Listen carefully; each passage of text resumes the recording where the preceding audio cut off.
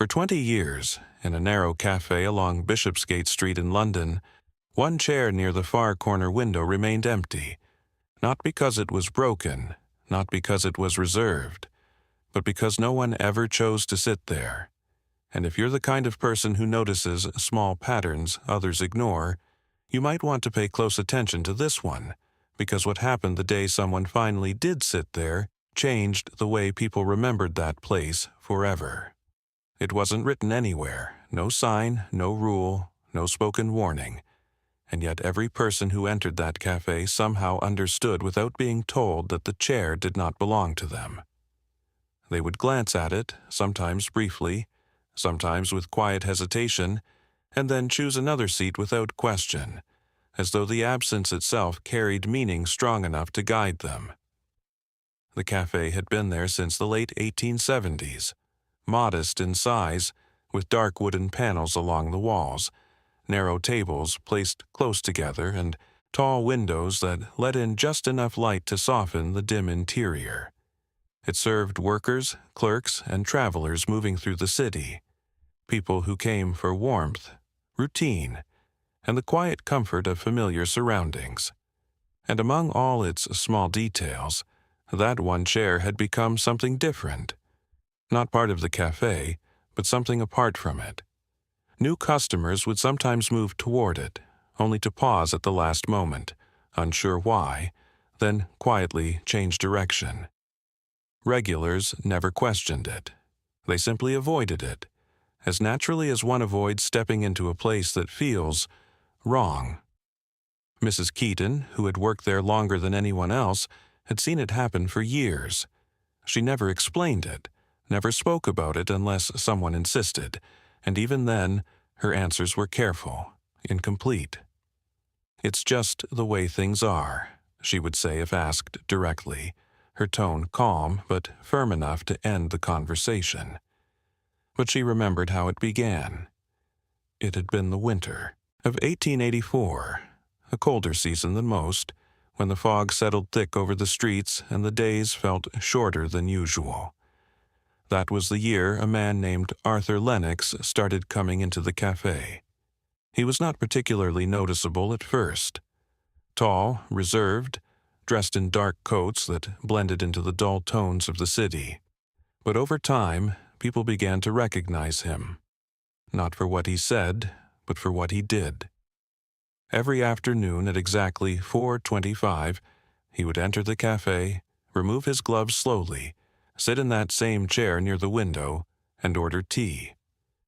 He spoke little, rarely looked around, and spent most of his time watching the street outside, as though waiting for something that had not yet arrived.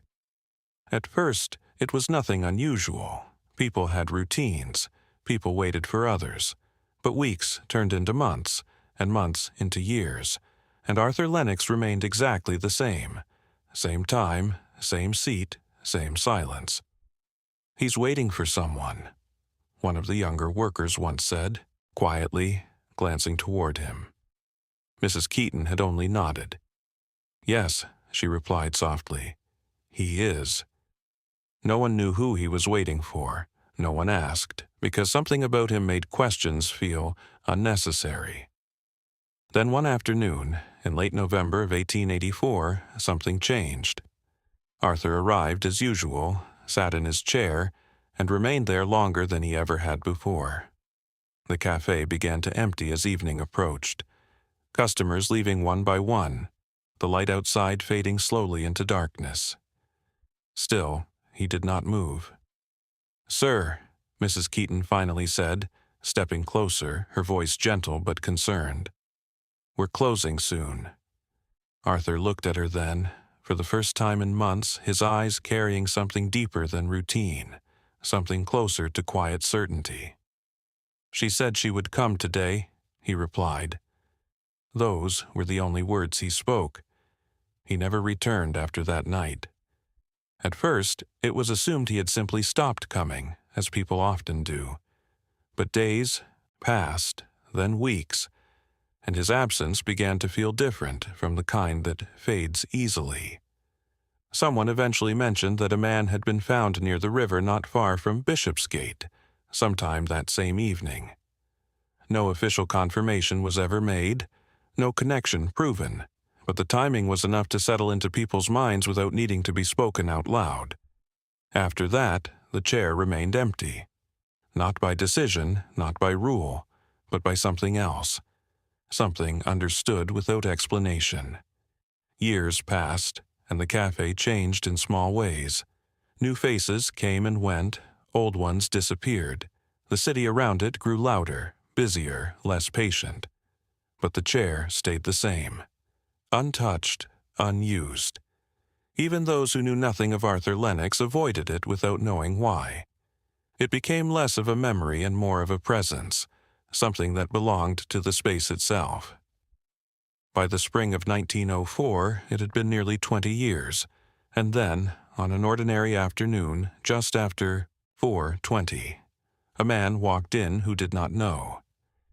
His name was Daniel Hargrove, a traveler passing through London for business, unfamiliar with the cafe, unaware of its quiet history. He entered with the same casual intention as any newcomer, glanced around briefly, and chose the only seat that seemed open, the chair by the window. "Excuse me," one of the staff began to say, but stopped halfway through, unsure how to explain something that had never been spoken clearly.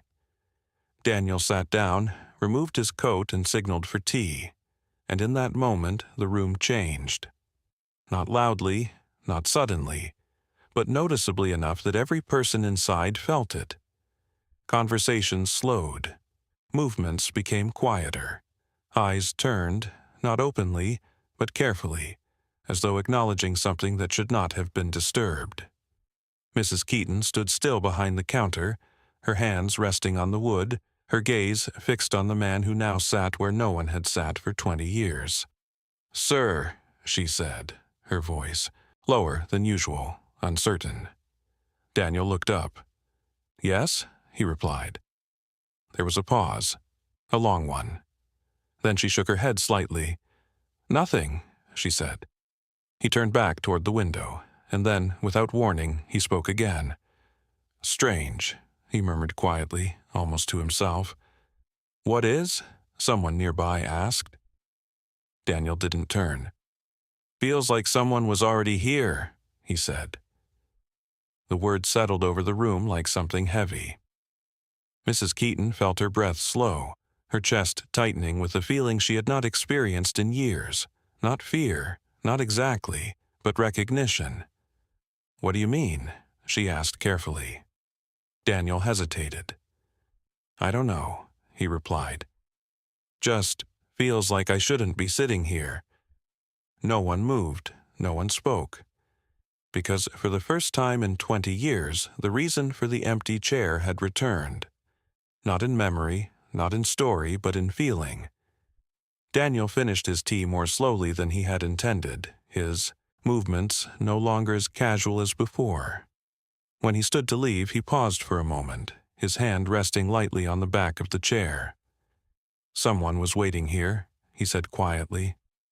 Mrs. Keaton nodded. "Yes," she replied. "He never left, did he?" Daniel asked. She didn't answer, because she didn't need to.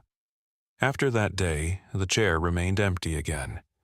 Not because it had to be, but because now, everyone remembered why it had been. And now, I want to ask you something. If you walked into a place where something felt unfinished, where someone else's presence still lingered without being seen, would you stay, or would you quietly leave without asking why? Tell me your answer in the comments, and if stories like this stay with you longer than expected, don't forget to like, subscribe, and stay for the next story.